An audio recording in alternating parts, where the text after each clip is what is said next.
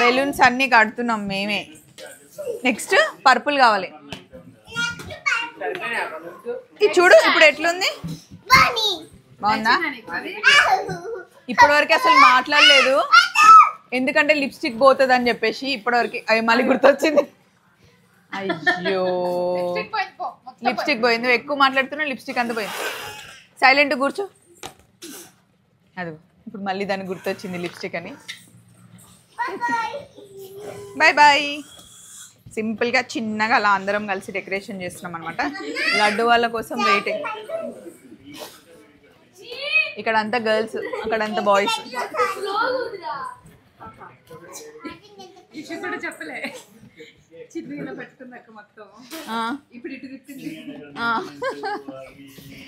Bye bye.